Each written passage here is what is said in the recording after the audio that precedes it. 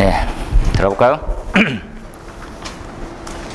화재 안전 기준 건설 현장의 임시 소방 시설에 관련해서 개정 사항에 대해서 조금 더 말씀을 드릴게요. 22년 8월 이후에 개정이 이제 예정이고 지금 공고안이 올라왔습니다. 그래서 지금 이제 시설법하고 동시에 다발적으로 좀 바뀌긴 해요. 원래 이제 기존의 시스템은 4가지 설비만 있다가 지금 총 8가지로 이제 설비가 늘어나게 되는 형태를 이해하시면 됩니다. 간이소화 장치를 어떻게 할 거고, 비상경보 장치는 어떻게, 가스 누설 추가, 간이 피난 요소는 어떻게, 비상조명 등 추가, 방화포 추가 이렇게 되는 거네요. 그죠? 좀 더 상세하게 한번 볼까요? 이렇게. 여기 지금 적혀 있는 거는 따로 한번 체크하십시오. 법 부분인데, 화재 예방법, 화재 안전 기준하고 좀 달라요. 법은 이제 화재 예방 소방시설에 관한 법률에서 화재 예방법, 소방시설법이 분리되면서 화재 예방법으로 건설 현장의 소방 안전 관리 대상물, 요거 잠깐만 펴볼까요? 소방의 안전 관리 대상물이라는 게 있죠. 대상물. 소방 안전 관리 대상물은 뭐하는 때 쓰는 겁니까 하면 안전 관리자가 들어가야 되는 거죠. 소방 안전 관리자, 안전 관리자 이렇게 들어왔어요, 그죠? 소방 안전 관리. 근데 건설 현장도 들어가는 거지. 건설 현장 소방 안전 관리 대상물. 그럼 건설 현장에 소방 안전 관리자 들어가겠죠? 이렇게. 그럼 건설 현장에 소방 안전 관리 대상물에 대한 규모는 도대체 얼만큼 있어야지 사람을 한 명 더 별도로 배치해야 되냐? 현장에 가면 안전관리자는 있습니다. 안전관리자. 안전관리자는 산업안전보건법에 의거해서 있는 거죠. 공사 현장에. 근데 이거는 소방법에 의거해서 있어야 돼요. 그러니까 체크하십시오. 연면적 15,000. 그죠? 예, 연면적 15,000. 펜 안 들어갔네? 제가 급히 펜을 줄 쳐드리는 게 좀 나을 것 같아서 재빠리가 또 껴. 나중에 25등짜리를 한번 더 정리할 텐데, 이렇게 연면적 15,000, 그죠? 연면적 15,000 이상, 지하 2층 이상이거나, 그죠? 거나, 이렇게. 그리고 지상 11층 이상. 로서네요. 연면적도 5,000 이상이어야 되는 거. 체크하세요.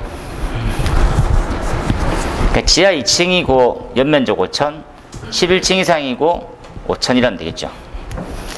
개념이. 냉동 냉장 창고 연면적 5,000. 이렇게 3가지로 되어 있구나. 건설 현장 소방 안전 관리 대상물의 소방 안전 관리자의 업무 줄쳐 볼게요.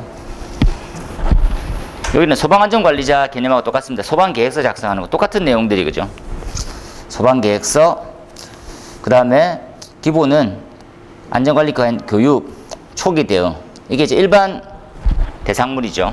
화기 취급도 마찬가지입니다. 화기 취급 마찬가지인데, 공사 현장에서 추가되는 것들 있죠. 뭐가 있습니까? 이렇게 임시 소방시설에 관련되어 있는 감독, 공사 진행 단계별로 한 피난로 확보, 이런 것들 있죠.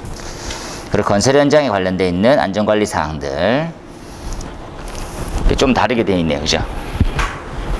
한번 이해해서 보도록 하십시오. 그 다음 추가로 이렇게, 그죠? 안 하게 되면 어떻게 돼요? 안 하게 되면 줄 한번 쳐볼까요? 300만 원 이하의 과태료. 명칭들이 좀 특이하죠. 임시소방시설이라는데 시설법에는 화재 대비시설이라고 써놨어요. 요거 참조하시고, 그 다음에 이제 이번에 개정되고 있는 내용 한번 알아볼까요? 이렇게 보시면 왼쪽이 화재 안전 기준의 개정안, 오른쪽 페이지가 기존에 있던 법률이, 기존은 아니구나. 이번에 이 법도 개정이 돼요. 설비가 뭐 들어가는지 한번 보자는 거지. 설비 짧게 한번 주실까요? 소화기, 간이소화장치, 비상경보장치, 가스누설 경보기, 간이피난 유도선, 비상조명 등 방화포. 이렇게 총 7가지. 8가지가 아니고, 그죠? 예. 소간, 그죠? 예. 비누간, 서로 비방 안 됐죠? 동그라미 볼까요? 소, 간, 비누간, 서로 이제 막 비방하는 거지. 절대 잊지 마세요.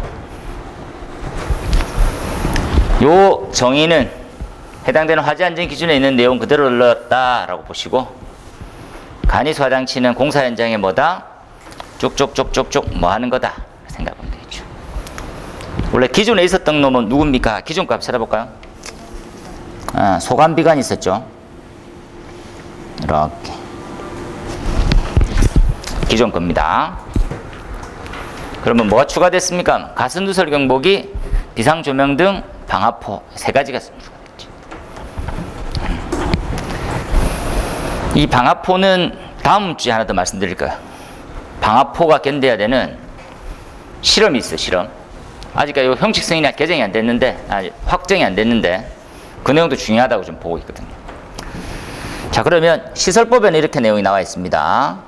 시설법에 똑같이 설치되고 있는데 정의들이 좀 달라요. 골치 아프지. 경미하게 정의가 달라. 얘는 시설법에 나와 있는 내용이에요. 소방시설법 별표 8에 나와 있습니다. 그래서 너무 상세하게 이게 뭐다 정의를 내리면 답 2개가 나와야 되는 거지. 나쁜 놈 새끼들. 새로 뭐 추가되는 것에 대한 정의를 써봐라. 10점짜리. 이 정의. 조금 조금. 다른 게 아니고 조금 다르게 생겼어요. 그죠? 그냥 뭐 보면 아시겠죠? 얘는 이렇게 나와 있지.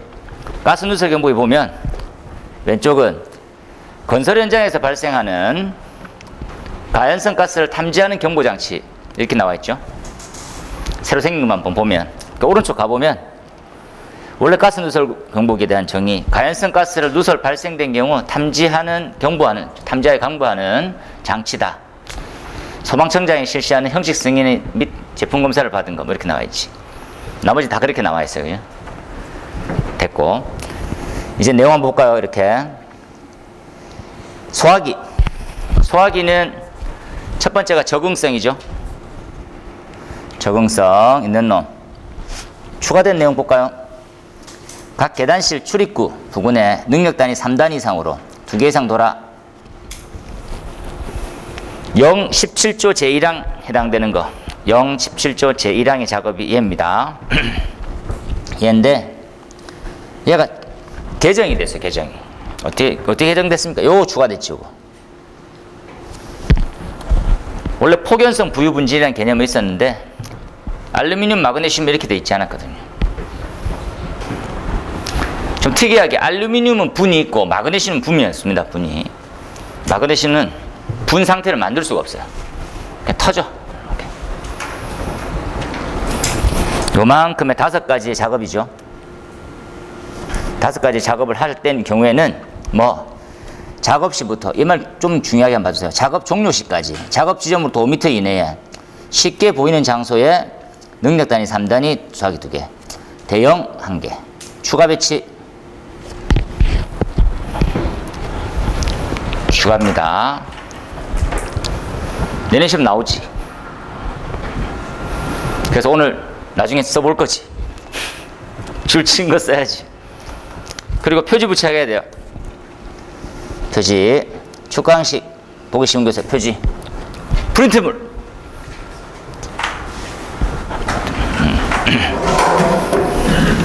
자, 그럼 소화기는 어느 정도 규모 볼까요? 이렇게. 요 소화기에 관련되어 있는 사항이지. 이 작업에 그냥 넣어라. 요건 이제 시설법에 나와 있는 내용이고, 특정 소방 대상물에 뭐 할 때 공사 중에 요 작업 있죠. 왼쪽에 있는 작업. 이 작업 하게 되면 설치라는 거지. 됐어. 다음 페이지. 간이소 화장치 가볼까요? 간이소 화장치가 말이 조금 길어졌네요. 간이소 화장치 보니까 20분 이상 수원이죠. 방수 압력은 똑같습니다. 0.1에서 0.1 메가파스칼 이상 65리터. 이것도 말이 안 맞는 게 0.1 이상 하면 안 돼. 그죠? 최대 압력을 얘기해 줘야지. 뭐 없어 뭐. 지 맘대로 해. 씨. 근데 0.1 이상까지밖에 없다라는 거. 앞쪽에 해당하는 작업 있죠? 했으면 똑같은 내용에 미터만 바뀌지. 작업 지점에 종료까지 25m 이내에 배치 즉시 사용하도록 해놓고, 요거 조금 중요해볼까. 지하 1층하고 지상 1층, 그죠? 하나에서 화장실까지는 25m. 이 경우 체크해 두시고, 그죠? 간이소 화장실 자체가 성능 인증 대상입니다. 성능 인증 대상. 예외 한번 체크할까요? 유사 설비가 들어와 있으면 굳이 안 해도 된단 말이지. 유사. 뭐 있잖아, 이런 것이 있잖아. 뭐가 있어요? 요겁니다. 요 말은, 이 말은 제가 좀 이해가지가 안 돼가지고, 제가 오늘 아침에 이제 자료를 취합하면서, 소방시설을 사용 승인 전이라도 완공 검사를 받아서 사용하게 된 경우에만 된다라는데, 이 말을 한 번 더 고민을 해봐야 될 것 같아요. 말만 좀 줄쳐놓으세요. 완공 검사를 받아서 된 경우에 다음 두 설비가 설치되어 있으면 안 해도 된다는 거지. 그렇죠? 강목이니까 둘 중에 하나. 옥내 소화전에 설치되어 있어. 연결 송수관과 방수구 인근에 대형 소화기. 연결 송수관이란 말은 물이 없죠. 소방관이 와야 되지, 물이. 물을 갖다 줘야 되는 설비니까 연결 송수관이 훨씬 더 좋은 설비라고 생각하는 것보다는 소방관이 오기 전까지 무용지물이거든요. 그때 방수구 인근에 대형 소화기 6개가 있다면 간이소 화장치를 연재해 줄 수 있지. 이건 기존 내용이랑 같습니다. 볼까요? 이렇게. 실제로 이제 여기 시설법에서는 설치 대상에 대해서 얘기했고요. 연면적 3,000 이상, 지하층, 무창층 4층 이상으로서 바닥 면적이 600제곱미터 이상이면 해당되고, 옥내 소화전 설치한다든지 아니면 연결 송수관하고 방수구 인근에 소화기 설치하면 이렇게 괜찮은데 구체성을 띈네요. 대형 소화기 6개. 이렇게 한번 보시고, 일단 우리 요번 시험은 왼쪽에 좀 중점을 두셔야 돼요. 두 개를 비교하시라고 하는 부분들은 차후에 조금 더. 자, 이제 비상경보 장치 한번 볼까요? 추가된 내용들. 자, 비상경보 장치는 그렇죠? 예. 추가된 내용이 아니죠. 비상경보 장치 원래 있던 거. 자, 피난층 지상으로 통하는 각 층, 그렇죠? 직통 계단의 출입구에, 그죠? 그다음 발신기를 누르면 경종이 작동하고, 당연한 말로, 그죠? 예. 다른 장소에서 경종하고 연동되게. 경종의 음향이 좀 특이하죠? 이렇게. 원래 소방은 90dB를 넘지 않습니다. 근데 100dB이네. 그 다음 똑같은 내용이죠. 발신기 위치 표시 등. 함상부. 부착면에서 15도. 그 다음에 10m에서 식별도 되고. 적색 등. 이건 뭐 들어가는 게 진짜 잘못된 거죠. 승인 기준에 다 있기 때문에 승인 기준처럼 할 것 이렇게 다 끝나야 되는데 참. 그 다음에 발신기하고 경종, 형식 승인, 그렇죠? 예. 성능 인증, 표시 등 성능 인증입니다. 이거 조금 이해할게요. 발신기하고 경종은 형식 승인 대상이고요. 표시 등은 성능 인증 대상이거든요. 적합해라. 그 말 그대로지. 다른 건 없고. 표지 부착하세요. 20분 유효하게 작동할 수 있는 비상전원 확보. 예외사항 체크할까요? 예외. 자동화재 탐지 설비. 그죠? 비상방송. 네. 설치되어 있으면 안 해도 되는데, 사용 승인 전이라도 완공 검사를 갖다가 받아져 있는 경우는 안 해도 된다는 거지. 오른쪽 가서 설치 대상입니다. 예외사항 똑같네요. 참고해서 보시고, 그 다음에 가스누설 경보기 추가된 거 한번 볼까요? 가스누설 경보기 이렇게 가연성 가스를 발생시키는 작업, 그렇죠? 어느 대상? 지하층, 무창층 내부입니다. 그렇죠? 만약에 실이 구획되어 있으면 구획실마다 그 작업의 몇 미터? 수평거리 10m 이내에, 그렇죠? 바닥으로부터 단지부 상단까지의 거리가 0.3m 이하인 위치에, 수평거리 10m, 바닥부터 탐지부에 대해서 상단까지 거리가 30cm 이하인 위치에 설치하는 것. 제가 말씀 안 드려도 바닥부터 가스누설 감지가 있겠죠. 상단까지 0.3m. 이게 무슨 가스를 대상으로 합니까? 이게 바닥이면 비중 1보다, 전기 비중 1보다 큰 가스다. 무거운 가스, 그죠? 무거운 가스를 대상으로 하고, 가벼운 가스는 어떤 개념입니까? 날아갈 거라고 하는 가정을 하고 있을 수가 있겠죠. 예측만 하면, 그죠? 예. 그 다음에 가스누설 경보기도 다 형식 승인 대상입니다. 자, 오른쪽에 요거는 시설법에 추가된 내용이에요. 시설법에 원래 없었지. 시설법 개정사항에 추가된 내용. 바닥 면적이 이 정도 규모 되는 것만 나와 있고요. 똑같이 간이 필요한 유도선 원래 있던 내용이네요. 한번 볼까요? 새로운 놈은 색깔 한번 딱 입혀볼까요? 제가 이렇게 새로운 놈입니다. 네. 색상을 빨간색으로 이렇게 해놓을게요. 파란색은 구체성을 좀 많이 띠게 되네요. 볼까요? 녹색 계열의 광원점등. 광원점등 방식이 간이 피난 유도선이 그냥 이제 빛만 나는 형태가 아니라 녹색 계열 광원점등 방식으로 해라. 그리고 각층 직통 계단마다 계단의 출입구로부터 건축물 내부의 10m 이상의 길이로 계단하고 10m 이렇게 이해하시면 되겠네요. 그죠? 바닥에서 1m 이하의 높이 설치하고요. 전멸 화살표 표시 되겠죠. 요 말이 좀 어렵죠. 작업장 어느 위치에서도 피난 유도선을 통해서 출입구로 피난 방향을 알 수 있도록, 말이 어렵습니다. 이런 거는 어느 위치에서도 피난 유도선을 통해 갈 수 있도록 현재 지적하기가 참 좋죠. 안 보이잖아요. 어렵습니다. 그렇죠? 층이 만약에 구획되어 있으면 구획되어 있는 각 실로부터 가장 가까운 형태로 해라. 가장 가까운 직통 계단의 출입구. 맨 첫 번째 거 같이 내용.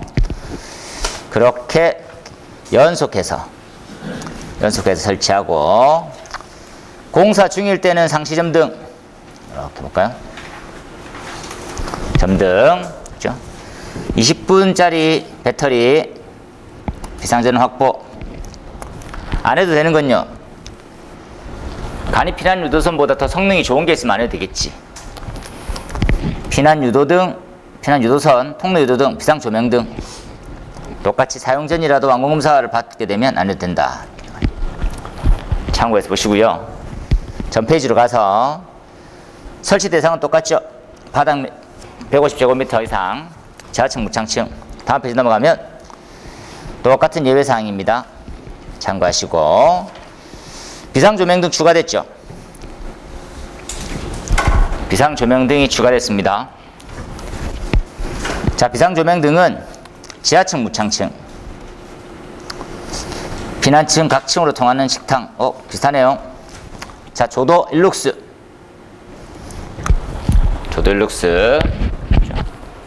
그 다음에 20분 비상전원이네요. 그 다음에 비상경보장치가 작동할 경우 연동되는 구조 체크할까요?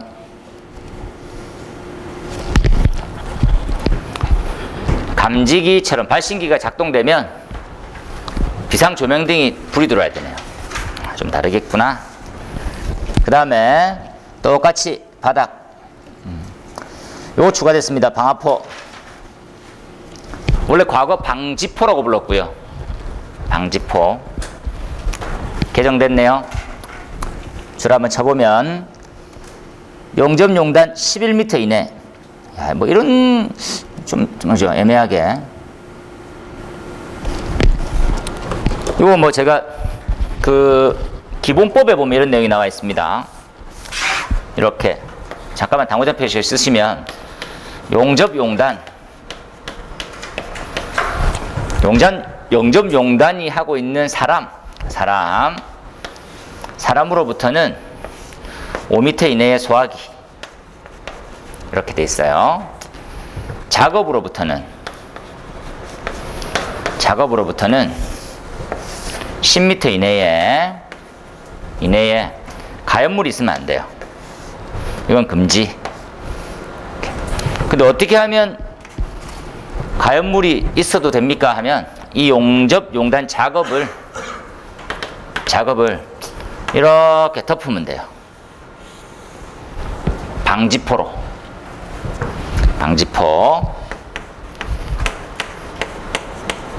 방지포는 예외입니다. 이렇게. 이게 기본법 사항이에요. 5m, 10m. 딱 떨어지고 얼마나 외우기 싶어. 11, 딱 피곤하게 만드는 일부러 그렇게 됐나? 이렇게. 거의 확정입니다. 11m 이내 내에 가연물이. 일부러 10m. 아, 피곤하네요. 이렇게. 원래는 이제 방지포였는데 방화포로 바뀌었어요. 방화포로 바뀌었다는 거 딱 기억하세요. 그죠? 그래서 우리가 심의 때도 방지포 뭐 다른 이름 막 쓰거든요. 근데 공식적인 용어 생겼으니까 저대로 해 이렇게. 자, 비산 방지 할 수 있는 경우 안 할 수 있네요. 보시고 요거 한번 체크하고. 지금 공사 현장 좀 핫하기 때문에 제가 다음 시간에는 방화포의 성능 인증 기준 요 10점짜리 간략하게 전달할 거예요.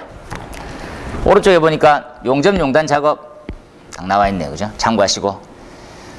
앞쪽에서 봤던 건설 현장 소방안전관리자의 업무 있죠? 왼쪽은 좀 다르게 나와 있어요. 이 좀 피곤하네요. 뭐 있다고 그러네. 짜증나게. 그럼 정리하면서도 뭘 전달하란 말이야. 오른쪽은 시설법, 왼쪽은 오른쪽은 화재 예방법, 왼쪽은 화재 안전 기준. 둘 다 잡을 거란 말이야. 피곤하네요. 네 가지. 시험 문제에 화재 안전 기준에 의거해서 써라 이러면 왼쪽 라인을 다 쓰시고, 그렇죠? 그냥 질문하면 둘 다 선택했었어요. 꼭 쓰셔야 됩니다. 다음 시험 나와요. 다음 페이지부터는 조문을 기존에 있는 법과 개정사항을 비교해줬어요. 진한 글씨로 표시되어 있는 부분이니까 왼쪽을 한 번이라도 읽은 적이 있다고 하면 안이 어떤 식으로 바뀌었는지를 한번 비교하면서 실무나 시험을 대비하시길 바랍니다. 내년 시험 나와요. 오늘 5회 써볼 겁니다. 25점짜리로. 건설 현장 위험성에 대해 써봐. 위험성과 설치되는 소방시설에 대해서. 끝으로 소방안전관리자의 업무에 대해서 쓰세요. 이렇게. 지금 해볼까요? 표정이 안 좋으시네요. 다음 시간 하겠습니다. 잠시 끊어갖고 할까요? 119회 대비 소방전기 모의고사에 대해서 풀이 짧게 한번. 요게 좀 제가 124회 때부터 이제 예상 문제로 두고 있는 124회 전부터 줬죠. 자료는 더 일찍 한 1년 반 전에 20년도에 자료를 드리고 21년도부터 나옵니다 라고 말씀드렸던 개정된 접지공사. 이게 손대기는 쉽지 않습니다. 그죠? 그 부분은 따로 한번 시간을 좀 낼게요. 이게 뭐 말을 길게 해봐야 우리 문제로 나오기 좀 쉽지 않는 부분에 있어서 좀 걱정입니다. 그죠? 우리가 솔직히 개통하고 피해는 잘 손 안 대거든요. 소방은. 보호접지에 좀 가깝지 않을까. 기사님, 그죠? 여기만 중점적으로 하면 되는데, 개정이다 보니 원래 과거는 어땠습니까 하면 1, 2, 3종, 특3종이라고 했어서 전압 위주로 해서 접지와 접지 공사와 접지선의 굵기가 선정되는 메커니즘이었거든요. 근데 지금은 이제 약간 개념이죠. 개통을 어떻게 하고 보호할 때 어떻게 하고 필요할 때 어떻게 하는지 큰 덩어리로 나눠버렸어요. 전압하고 무관한 형태에 가져졌죠.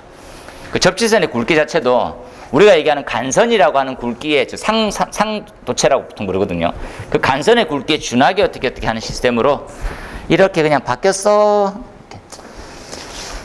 이렇게. 바뀌었어요. 이렇게. 원래 종전, 개정. 예. 지금 제가 예전에 막 프린트물 드렸거든요. TN 접지, TT 접지, IT 접지 같은 시험 나오겠습니까? 나오더라도 어찌해야 됩니까, 우리는? 다음 문제 뭐 나왔지라고 보면 됩니다. 이 문제 그냥 그대로 잘 쓸 사람도 있겠지 뭐. 그렇죠? 예. 전기 쪽 하시는 분도 잘 모를걸, 올해까지는. 이거 좀 우리가 알고 있으면 좋을 내용이고, 좀 바뀌었습니다. 접지 저항 따라서 이렇게 쓰고 있는 방식 자체가 바뀌었지, 이렇게. 그 다음에 이렇게 좀 바뀌었죠. 원래 우리가 알고 있던 6mm, 6스퀘어, 2.5 스퀘어, 2.5 16 스퀘어 쓰던 놈을 이렇게 바뀌었습니다. 상도체 단면적 기준으로 만약에 이제 이게보다 16mm 더 작으면 그냥 상도체 단면적을 그대로 쓰고요. 35보다 작으면 16을 쓰고 35보다 크면 제일 큰 그 S의 2분의 1로 이렇게. 요 정도 해야 되나 하지 말아야 되나. 찝찝하거든요. 우리 접지 되게 많이 다루거든요. 접지를 되게 좋아해, 출제위원들이. 나도 좀 좋아하는 편이지만. 그런데 이게 전기 쪽으로 너무 넘어가는 건 바람직하지 않다. 밑에다가 당구장 표시 쓸 수 있으면 뭐만 쓰는 게 좀 낫습니까 하면 소방 설비에 대한 접지에 대해서 한번 쓰세요. 우리 바뀌긴 아직까지 한참 남았거든요. 소방 시설의 접지 그렇게만 쓰시고 가셨으면 합니다. 요게 어떻게 바뀌었는지 개념만 조금 이해해 주세요. 상해 도체라고 하는 단면적을 어떻게 적용하는 건지. 그렇죠? 나오긴 하는데 50점대 초중반이면 좀 더 열심히 파세요. 기존 자료 한번 더 올릴 테니까. 그 외에는 아직까지 뭐 넘어갑니다. 이번에 저는 이 문제 참 좋아하죠. 우리가 이제 건축에서 얘기하는 고층 건축물과 그죠? 일반 건축물 사이에 기준은 어떻게 변경되어 있을까요? 총 분류는 3가지입니다. 29층까지 30층 이상. 그래서 얘는 고층 화재 안전 기준이 따로 있습니다. 고층 건축물 화재 안전 기준. 고층 건축물 화재 안전 기준에는 50층 이상에 대한 기준이 추가로 되어 있어요. 이렇게 큰 구찌로 한번 이해를 딱 하세요. 딱 개념은. 이렇게 나누면 층고가 높아질수록 위험도는 상승하죠. 기본 개념입니다. 1번. 층수가 높아질수록 위험도도 올라갈 수밖에 없어요. 어떻게 올라가게 됐습니까? 라면 그냥 뭐 임의로 난 이런 내용을 처음 듣지만 위험도, 층수 뭐 이렇게 얘기하면서 이렇게 쓴 이렇게 이해됩니까? 그냥 그림 그려지는 거지 이렇게. 그렇죠? 예. 층수가 완만할 때 이떨 때는 확 올라가는 거지 이렇게. 반대로 그려야 되는구나. 층수와 위험도 확 올라가는 거. 층수, 위험도.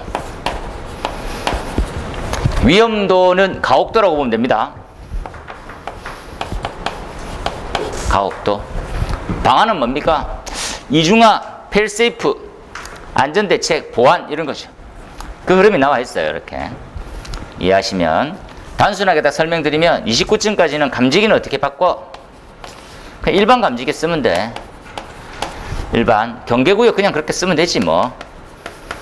경계구역 전화번호 기억납니까? 뭘 말씀입니까? 그렇죠. 첫 단추가 딱 시원한데 첫 단추가 안 꺼지네. 첫 단추 대신에 자크로 바꿔야 되겠네요. 2호에 651호입니다. 이대로 집어넣으면 안 돼? 안 된다는 거지. 왜? 고층부터는 피해가 너무 커지거든. 경계구역도 무시한 뭘로? 감지기별로 화재 위치를 알 수 있게 만들어라. 그게 바로 일반에서 아날로그로 바뀌는, 아날로그로 바뀌어 나오고 있습니다. 잊지 마세요. 이렇게 50층 이상이면 소화 설비에서 특히나 많이 신경을 쓰죠. 배관의 이중화, 배관 이중화. 얘는 별도 배관이라는 용어를 쓰고요. 별도 배관. 얘는 배관을 이중화 시켜놔야 돼요. 얼마나 혁신적으로 늘겠어요, 이렇게. 특이하게, 그죠? 그 상황에 대해서 개념을 잘 이해하세요. 전제는 이겁니다. 야, 고층으로 갈수록 어떻게 해야 돼? 고층으로 갈수록 이렇게. 천천히 잘 이해해서 보시면 좋을 것 같아요. 그래서 일반, 고층, 직상, 요건 완전 바뀌죠. 이 나중에 내용이 바뀔 겁니다. 아직까지. 얘는 이건 잘 쓰긴 썼네요. 고층이니까. 그죠? 그 다음에 50층 이상의 이중배선. 한번 쓰시고, 그죠?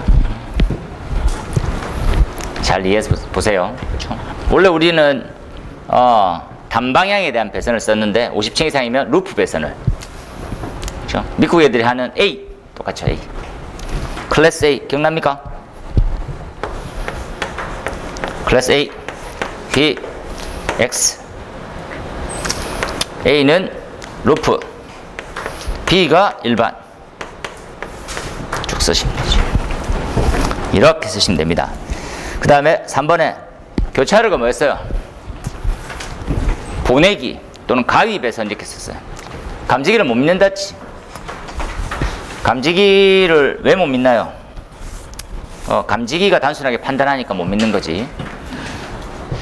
미국의 유명한 감지기 회사가 있는데 엄청 특이하게 감지기를 깜짝 놀랐어요, 저는.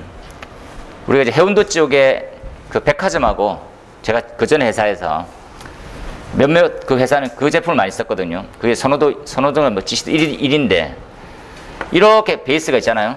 베이스. 우리나라 감지기는 어떻게 생겼습니까 하면 이렇게 선이 연결되어 있어요. 보셨죠? 감지기를 딱 떼면 어떻습니까?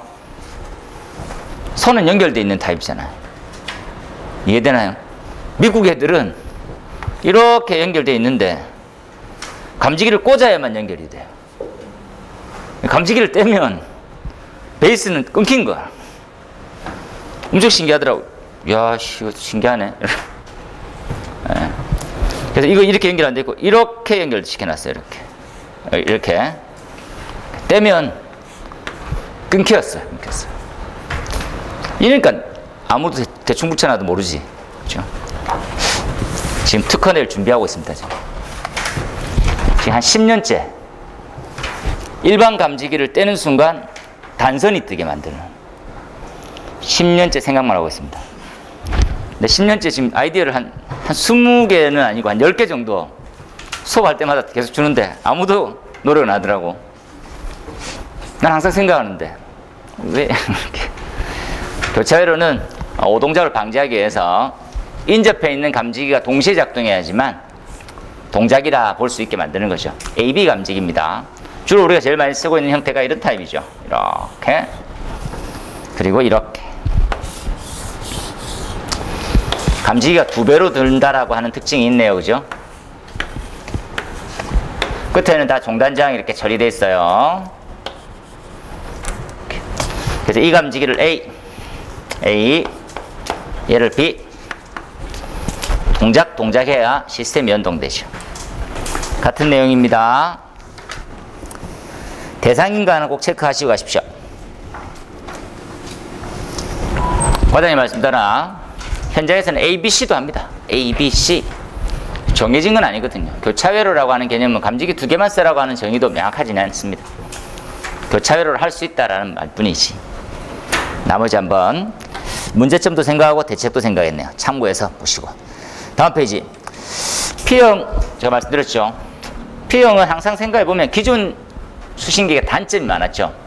어떤 단점이 있습니까? P형은. P형의 단점은 우리가 많이 해왔던 거는 전압 강화가 많이 생기고요. 전압 강화. 그리고 증설했었을 때 회선에 대한, 그죠? 예, 증설에 대한 비용이 너무 많이 드는 거죠. 증설이 용이하지 않는. 진짜 P형의 문제점이 뭘까요? 이렇게 생각해야 돼요. 소방적인 입장에서. P형은 기록이 안 남습니다. 관리를 개판같이 해도 전혀 모르는 거예요. 그러니까 하루에 뭐 이런 거죠. 사람하고 취재하는 거죠. 그 전에 수신기 꺼놓고 살았습니까? 아니, 모르겠어요. 이렇게. 어떻게 됐습니까? 맨날 오동작 한다. 오동작한 기록이 전혀 남지 않습니다. 어떻게 알아볼 수 있어요? 전혀 모르지. 그래서 이걸 과감하게 개선합니다. 그죠? 예. 수신기가 어떤 상태로 유지되고 있는지를 봐야 되는 것이. 15년 말부터 바뀌죠. 그래서 기록형으로. 기록형으로. 예전에 이렇게 바뀌어 있어야 되는데 참 게으른 거죠. 예. P형의 문제점을 다 알고 있으면서 손을 안 대고 있다가 사고가 자꾸 터지니까 그때 움직이는 거지. 이거 장치 뭐 다는데 돈이 막 크게 많이 드는 것도 아니고, 좀 시스템을 딱 보면 약간 LED도 좀 있고요. 안에 있는 기록 장치도 있고 좀 특이합니다. 약간. P형입니다. P형의 기록 장치. 도대체 뭐를 기록하고 있냐 그러면 전원 껐다 켜는 것부터 해서 스위치 잡아놓은 것까지 다 남아있어요. 그 내용이 여기 있네요. 저장의 기능이 어느 정도까지, 그리고 데이터는 도대체 뭐, 온오프, 정지, 단선 여부, 출력 나간 거, 확인, 화재 신호, 작동 신호, 가스 연동되어 있으면 가스 누설, 전체 다 합니다. 이건 거의 소급 수준으로 바꾸는 게 필요해요. 어떤 의미에서는. 그죠? 네. 기존에 설치되어 있던 수신기들이 다 목통을 만들기 직전까지는 안 움직였으나 반드시 필요합니다. 반드시. 꼭 생각해 두세요. 저는 요만큼만 외우면 되겠습니다 라는 거 하는 거죠. 나올 때까지는. 이 문제가 엄청 중요한데 자식들 안 내네요. 자, 그 다음에 말씀드렸던 비화제보네요. 비화제보는 나올 때까지, 지금 현재는 우리는 어디까지 나왔습니까? 보면 비화제보의 승인 기준은 뭘로 돼 있어? 승인. 우리나라의 감지기는 외국과 좀 달리 좀 특이한 시험을 하나 합니다. 뭡니까? 부작동 시험을 해요. 일전에 이제 그림으로 제가 말씀드렸죠. 예. 온도가 올라야지만 동작한다, 이런 거죠. 이렇게. 이걸 온도라고 보고, 이게 동작이라고 볼까요? 작동, 시험. 이렇게 쭉 간다고 생각합시다. 그러면 이 온도가 되면 작동을 해요. 작동을 해야 돼. 작동 시험이죠. 그러면 또 이런 것들 또 보고 있다고. 이 온도가 됐을 때는 작동하면 안 돼. 부작동입니다. 아, 물론 연기죠. 연기. 연기의 농도로 해야 되죠. 연기. 아니, 해당 연기 농도가 되면 작동만 잘하면 되지. 우리는 좀 더 엄격하죠. 부작동까지. 기준상은 큰 의미가 없고 별로 뭐 중요한 게 아닌데 고집하고 있는 거죠. 지금 나와 있는 광전식, 이온화식, 즉 연기 감지기에 대한 부분입니다. 비화제보 실험은 요거 말고는 없어요. 시험은 따로 이제 확인할 수 있는 형태가 없습니다. 그렇죠? 그러면 이런 내용들을 묻더라고. 그죠? 예. 지금 몇 도에서 시험합니까? 23도죠. 23도 시험하는데 마이너스 20도가 됐었을 때, 마이너스 10도가 됐었을 때 감지기가 오동작 하는지는 테스트 합니까? 기준이 없어요. 제가 기술원에 물어봤지. 담당하신 지난분한테. 뭐 이런 게 있습니까? 그러니까 극저온으로 갈수록 뭐 에러가 날 가능성은 배제하지는 못해. 근데 그렇게 해서 왜 작동됐는지에 대한 메커니즘을 따지기는 쉽지 않을 것 같다면서. 그 국가 수준으로 분리해 봐야 되는 거죠. 그래서 우리는 아직까지 그런 건 없다라는 거 보시면, 그렇죠? 특이하게 해운대에서, 부산 해운대에서 그런 거지. 이게 이제 창가 쪽에, 베란다 쪽에 꽂혀 있는 부분이 결로인지는 정확하진 않았어요. 근데 뭐 10년에 한 파 이런 거 치니까 갑자기 감지기들이 쭈룩 동작해 버린 거지. 왜? 결로는 아닌데 동작한 거였습니다. 제품의 이상인가? 한번 볼만 하더라고요. 그 다음에 요것도 외우고 가셔야 돼요. 4가지. 비, 우, 미, 악. NFPA에 70에 나오는 원치 않는 경보 4가지입니다. 그렇죠? 한 4가지로 분류하고 있다 정도만 확인하시면 좋겠어요. 넘어가서 본다. 그죠? 기존에 있는 똑같죠? 시험에 대해서만 좀 더 꼼꼼하게 본. 넘어가서 볼까요? 열전입니다. 열받으면 전기 통해요. 재배기지. 열받으면 전기가 통하네요. 재배기에서 좀 더 잘 알아보세요. 재배. 솔직히 펠티에는 감지기 원리로 이용 안 하거든요. 재배. 교재에 있는 그림, 기본 개념, 그죠? 네. 두 성질이 다른 도체 2개를 묶었을 때 한쪽은 열을 가고 한쪽은 열을 가지 않았었을 때 내부에 기전력 등 전류의 흐름이 생기더라는 것이. 그 부분에 대해서 나왔고, 이용한 감지기입니다. 답 한번 써주세요. 그죠? 원래는 2개를 혼용해서 물을 가능성도 있으니까 참고해서 보시면 될 것 같습니다. 그 다음에 광센서, 선형. 광센서는 뭡니까? 빛의 입자를 선형으로, 우리가 자주 이제 쓰고 있는 말은 광케이블이죠. 오늘 할 건데, 이 광케이블이라고 하는 형태는 열에 따라서 내부 결정질의 밀도가 바뀌어요. 이 밀도 변화에 의해서 파장이 바뀌게 됩니다. 이 파장 변화를 검출해요.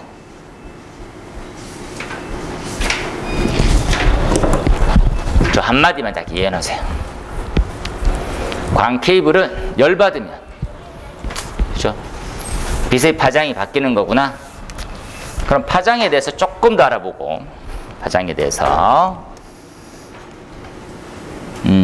이걸 어떻게 검출하는지. 이 검출은 뭐라 할 수 있습니까? 이렇게 할 수 있겠죠. 해당 위치의 온도를 알게 됩니다. 그죠? 해당 위치니까 거리도 알게 되네요.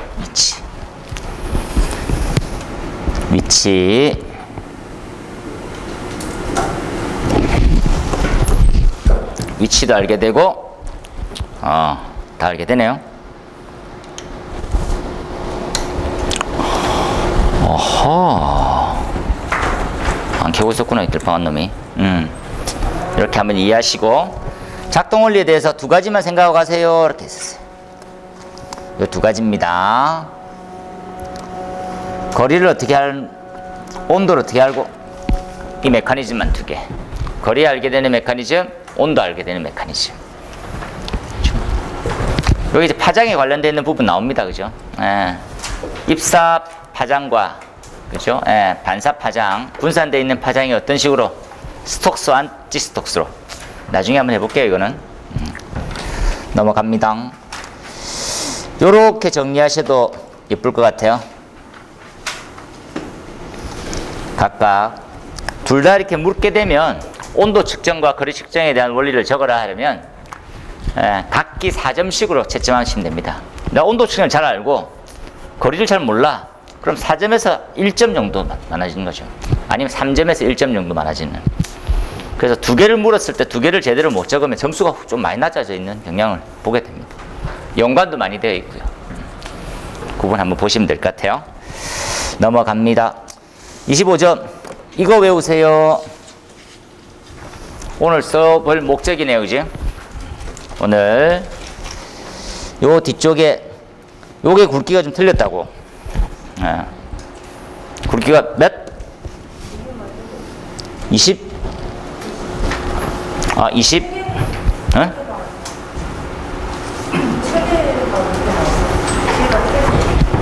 이게 25면 틀린 건가요?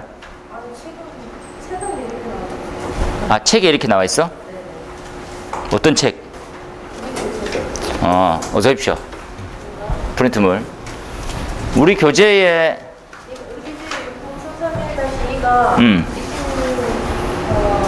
초과하지 않는.